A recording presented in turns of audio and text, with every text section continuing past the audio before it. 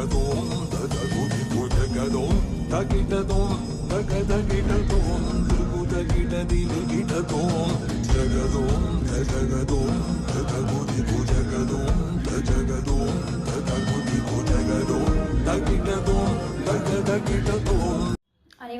வணக்கம். நான் உங்கள் நந்தினி நகுல், கோவையிலிருந்து. மனிதநாடி அஸ்ட்ராலஜி சேனல் நேயர்கள் அனைவருக்கும் என் இனிய புத்தாண்டு தின நல்வாழ்த்துக்கள். 2025ஆம் ஆண்டு மிதுன ராசிக்காரர்களுக்கு எந்த மாதிரி இருக்க போகுது அப்படின்றத தான் நம்ம இந்த வீடியோவில் ஃபுல்லாக பார்க்க போகிறோம். ஸோ மிதுன ராசிக்காரர்கள் எப்படிப்பட்டவர்கள் அப்படின்றத நம்ம ஃபஸ்ட்டு தெரிஞ்சுக்கணும். ஸோ மிதுன ராசிக்காரர்கள் ரொம்ப யங் அண்ட் எனர்ஜெட்டிக்காக இருக்கக்கூடியவர்கள். எதையுமே ஒரு சுறுசுறுப்போட பண்ணணும். ஒரு விஷயத்தை எடுத்துட்டோம் அப்படின்னா அதை கண்டிப்பாக ஈஸியாக முடிச்சிடணும். அதை முடிக்கிற வரைக்கும் முழு மூச்சோடு இருந்து முடிக்கணும் அப்படி செயல்படுத்த விரும்புகிறவங்க தான் மிதுன ராசிக்காரர்கள். இன்னொன்று அவங்க பர்சனாலிட்டிக்கு அண்ட் ட்ரெஸ்ஸிங் சென்ஸ்க்கு இதுக்கு ரொம்ப இம்பார்ட்டன்ஸ் கொடுக்கக்கூடியவர்கள் மிதுன ராசிக்காரர்கள். ஈஸியாக அவங்க யாரையுமே நம்பிட மாட்டாங்க. பட் நம்பிட்டாங்க அப்படின்னா லாஸ்ட் வரைக்குமே அவங்க கண்டிப்பாக அவங்கள கைவிட மாட்டாங்க. அண்டு மிதுன ராசிக்காரர்கள் இயல்புலேயே மேத்தமேட்டிக்கல் நாலேஜ் அப்படின்றது பார்த்திங்கன்னா அவங்களுக்கு அதிகமாகவே இருக்கும். ஸோ நிறைய அக்கௌண்டன்ட்ஸ், ஆடிட்டர்ஸ், பேங்கிங் ஸ்டாஃப்ஸ் இவங்க எல்லாமே பார்த்திங்கன்னா நிறைய பேர் மிதுன ராசிக்காரர்கள் இருக்கிறத நம்ம பார்க்குறோம். ஸோ இப்படி மிதுன ராசிக்காரர்களை பற்றி பேசணும்னா நிறைய பாசிட்டிவாக நம்ம பேசிகிட்டே போகலாம். பட் இந்த ஆண்டு 2025ஆம் ஆண்டு மிதுன ராசிக்காரர்களுக்கு எப்படிப்பட்ட நற்பலன்களை கொடுக்க போகுது, அவங்க எந்த விதத்தில் அதை மகிழ்ச்சியாக அனுபவிக்க போகிறாங்க, தீய பலன்களை எப்படி நம்ம பரிகாரங்களை பண்ணி அவங்க முன்னேற போகிறாங்க அப்படின்றது தான் இந்த வீடியோவில் நம்ம பார்க்க போகிறோம். மிதுன ராசிக்காரர்களுக்கு நிறைய ப்ராப்ளம்ஸ் இருந்திருக்கும்.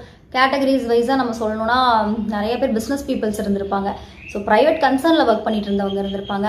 கவர்மெண்ட் ஆஃபீஸர்ஸ் அண்டு மாணவ மாணவியர்கள், இந்த கோர்ட் கேஸ் ப்ராப்ளமில் இருக்கவங்க, அதாவது ஷேர் பிரிக்கிறதுல ஃபேமிலிக்குள்ள இஷ்யூஸு, பார்ட்னர்ஷிப்புக்குள்ள இஷ்யூஸ், இந்த மாதிரி நிறைய பல்வேறு கேட்டகரிஸ் இருக்குது. ஸோ இதில் நம்ம ஒவ்வொன்றா ஸ்டெப் பை ஸ்டெப்பாக இன்றைக்கி நம்ம பார்க்க போகிறோம்.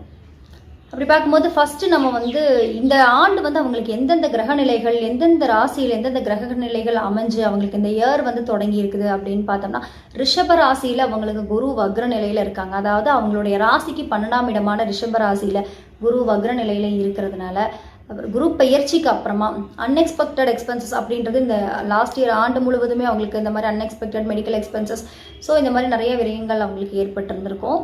ஸோ இந்த ஆண்டு இந்த குரு பயிற்சிக்கு அப்புறமா அவங்களுக்கு அவங்களோட ராசிக்கு குரு வர்றதுனால கண்டிப்பாக இயல்புலேயே அவங்களுக்கு அந்த புத்தி கூர்மை அப்படின்றது ஏற்படும்.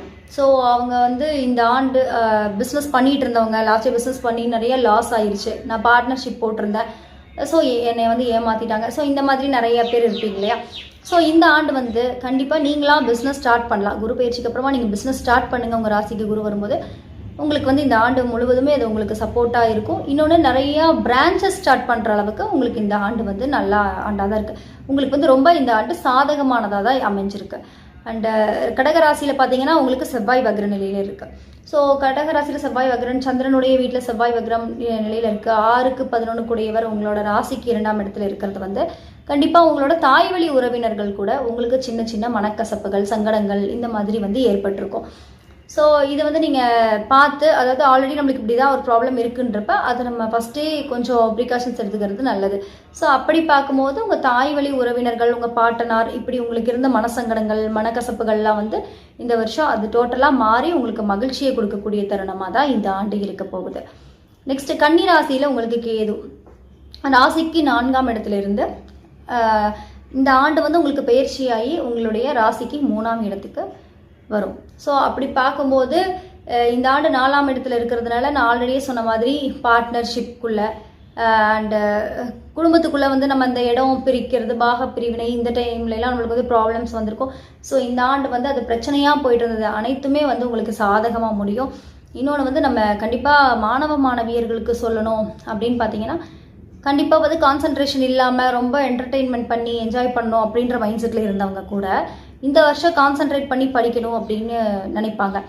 ஃபினான்ஷியல் வைஸாக யாரெல்லாம் எக்கனாமிக்கலாக கஷ்டப்பட்டுட்டு இருந்தீங்களோ அவங்களுக்கு லாஸ்ட் இயரை விட இந்த ஆண்டு கடன் இருக்குது, எங்களுக்கு லோன் இருக்குது. ஸோ இந்த மாதிரி நிறையா போன வருஷம் உங்களுக்கு லோனு, டெப்ட்ஸ் இந்த மாதிரி கண்டிப்பாக அதிகமாகிருக்கும்.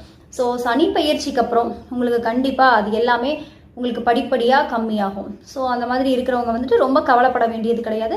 சின்ன சின்ன பரிகாரங்களை தான் நம்ம சஜஸ்ட் பண்ண போகிறோம். ஸோ அதை வந்து நீங்கள் ஃபாலோ பண்ணிங்கனாலே இந்த பிரச்சனையிலேருந்து ஈஸியாக நீங்கள் விடுபட்டுடலாம். ஸோ வந்து இந்த ஆண்டு வந்து நீங்கள் ரொம்ப எதிர்பார்த்து லாஸ்ட் இயர் மாதிரி இருக்குமான்றத விட கம்பேர் டு த பாஸ்ட் வந்து இந்த ஆண்டு உங்களுக்கு ரொம்பவே பெட்டராக தான் இருக்குது. ஸோ அதை பற்றி நீங்கள் எதுவுமே பயந்துக்க வேண்டியது கிடையாது. இந்த ஆண்டை ஸ்டார்ட் பண்ணும்போதே நீங்கள் வந்து பார்த்தீங்கன்னா நிறைய லாங் டேர்ம் இன்வெஸ்ட்மெண்ட் அப்படின்றத வந்து நீங்கள் அதை தவிர்த்துக்கணும். ஸோ நம்ம வந்து இன்வெஸ்ட் பண்ணாமல் ஒரு கேபிட்டல் அமௌண்ட் போடாமல் நம்ம எந்த ஒரு பிஸ்னஸுமே ஸ்டார்ட் பண்ண முடியாது.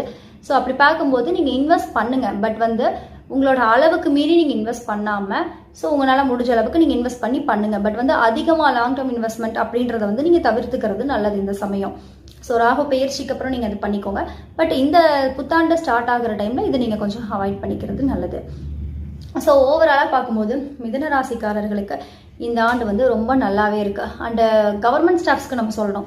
ஸோ கவர்மெண்ட் ஸ்டாஃப்ஸ்க்கு வந்து கண்டிப்பாக இந்த ஆண்டு வந்து இடமாற்றம் எனக்கு இருக்குமா அப்படின்னு கேட்டிங்கன்னா கண்டிப்பாக கவர்மெண்ட் ஸ்டாஃப்ஸ்க்கு இடமாற்றம் உண்டு. அண்டு வெளிநாட்டில் ஒர்க் பண்ணிட்டு இருக்கிறவங்களுக்கு இந்த ஆண்டு எப்படி இருக்குன்னா அவங்களோட சுயஜாதகத்தை வந்து நம்ம பரிசீலனை பண்ணி தான் சொல்ல முடியும். ஸோ சுயஜாதகத்தில் அவங்களுக்கு ராகு சந்திரன் இதெல்லாம் வந்து எப்படி அமைய பெற்றிருக்காங்க அப்படின்றது அவங்களோட கிரகநிலைகளை பார்த்து அவங்களுக்கு வெளிநாட்டு தொடர்பான வருமானங்கள், அதாவது அதனால எக்கனாமிக்கல் க்ரோத் அவங்களுக்கு இருக்குதா அப்படின்றதெல்லாம் வந்து நம்ம அவங்களோட சுயஜாதகத்தை வச்சு நம்ம பார்க்கலாம். ஸோ கண்டிப்பாக இந்த ஆண்டு வெளிநாட்டில் ஒர்க் பண்ணுறவங்களுக்கும் இன்சென்டிவ்ஸ் இந்த மாதிரி கிடைக்கிறதுக்கு வாய்ப்பு இருக்குது. தொழில் காரணமாக குடும்பங்கள் பிரிஞ்சிருந்திருக்கும். ஸோ அவங்களும் இந்த டைம் வந்து ஒன்று சேர்றதுக்கான வாய்ப்பு இருக்குது மிதுனராசிக்காரர்களுக்கு. ஸோ இந்த ஆண்டு டோட்டலாகவே உங்களுக்கு பார்த்தீங்கன்னா 100க்கு 90% உங்களுக்கு ஃபேவரானதாக தான் இருக்குது. ஸோ பெருசாக கவலைப்பட வேண்டியதில்லை. மிதுனராசிக்காரர்களுக்கு வந்து நம்ம எளிய பரிகாரங்களை தான் இந்த வீடியோவில் நம்ம சஜஸ்ட் பண்ண போகிறோம். ஃபர்ஸ்ட் மிதுனராசிக்காரர்கள் வந்து எமரால்டு, அதாவது மரகத பச்சை அப்படின்னு சொல்லக்கூடிய ஜெம்ஸ்டோனை வாங்கி நீங்கள் கையில் வேர் பண்ணணும். ஸோ அந்த ரிங் வாங்கி நீங்கள் வேர் பண்ணுறது உங்களுக்கு நல்லது. அது புதன்கிழமை புதன் ஹோரையில் நீங்கள் வேர் பண்ணுறீங்க அப்படின்னா உங்களுக்கு வந்து அது ரொம்ப பாசிட்டிவிட்டியே கொடுக்கும். நீண்ட நாள் நடக்காத காரியங்கள், தடைப்பட்டு இருந்த காரியங்கள் அனைத்துமே உங்களுக்கு வந்து நடக்கும். ஸோ அது வந்து உங்களுக்கு ஒரு எனர்ஜி பூஸ்டர் மாதிரி தான், உங்களுக்கு அது பாசிட்டிவிட்டியை க்ரியேட் பண்ணி கொடுக்கும்.